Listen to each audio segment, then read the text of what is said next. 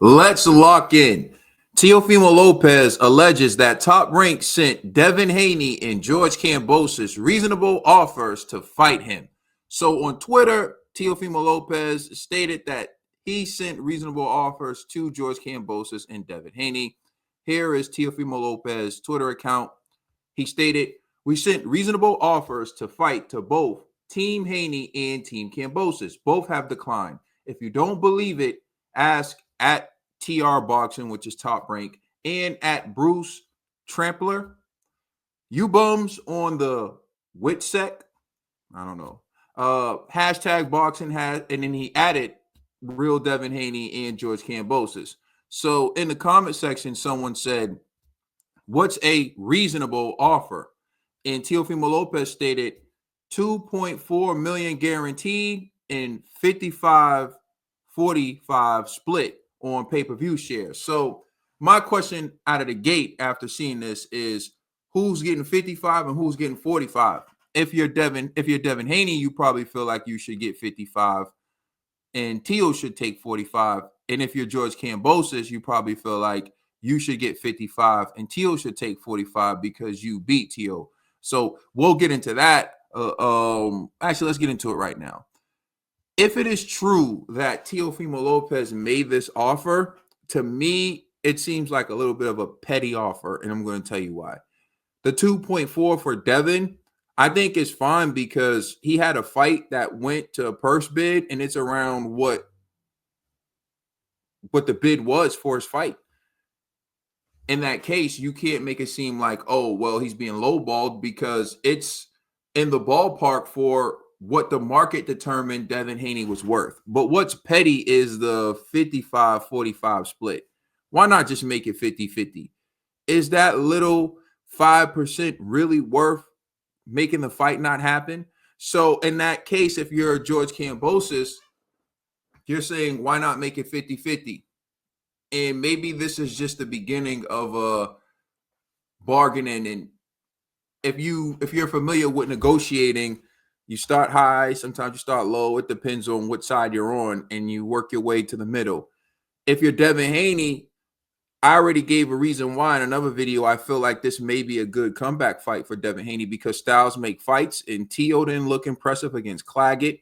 He didn't look impressive against Jermaine Ortiz. Teo has looked vulnerable. He looked vulnerable against Sandor Martin. He looked great against Josh Taylor, but Josh Taylor is on the decline, as we saw in the rematch with Jack Catterall, and Josh Taylor hasn't really looked good as of late. So you may have to put an asterisk next to that win that Teofimo Lopez got over Josh Taylor, not saying he didn't win the fight, but we don't know how great or if that was a high quality win. Yes, Josh Taylor was the man, but that's the key word, was the man. Like, damn, homie, in high school, you was the man, homie. What happened to you? That's like Josh Taylor. What happened to you? So quickly, you don't resemble the guy we saw beat Regis Prograis and look spectacular at that division. And again, there was the questionable decision he got over Jack Catterall in their first fight. Now, going to why it's a good fight for Teofimo Lopez is because Devin Haney got beaten and battered by Ryan Garcia. He couldn't stop the left hook. Teofimo Lopez is a very powerful fighter, a very explosive fighter, a very talented fighter.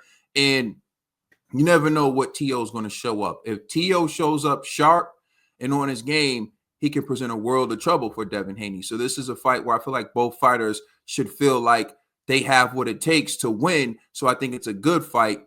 But I can't see Devin, with his perception of who he is, he probably still thinks he's undefeated in how he sees himself, taking a 45 on the split. And I don't even see Devin conceding a 55, knowing the way he is. But I think if you really genuinely want to make the offer to Devin, you at least have to make it a 50-50. You got a 50-50 on the purse, 50-50 on the split. That's the only way I think you can say you're legitimately trying to make a fight with Devin and say it's reasonable. So if you ask me, is Teofimo Lopez offering Devin Haney 2.4 reasonable? I think yes, if he's making 2.4 or less. In the 55-45 split, to me, no. 50-50, just make it 50-50. With George Kambosos, if he made that same offer to George Kambosos, make it 50-50, and then you got a reasonable offer. So to me, the offer is 5 percentage points from being a reasonable offer to George Kambosos. I think the 2.4 is good for George Kambosos. But with Devin, I think you need to split. You need to split whatever's there for the purse. You need to split the purse evenly, and you need to split everything evenly because T.O. telling himself he's a bigger star than Devin. In fact, if anyone's bigger, I would say it's Devin. So, because Devin has at least been fighting on pay-per-view and at least put up numbers, and Devin has heat under him for his fight with Ryan Garcia because now everyone wants to tune in to see how Devin's going to bounce back. So if anyone should get the lion's share, it's Devin. For that reason, I'm sorry, all you Teofimo Lopez fans, and I know Devin isn't the most likable person, but I got to call cap on this being a reasonable offer to Devin, unless everything is 50-50 down the middle.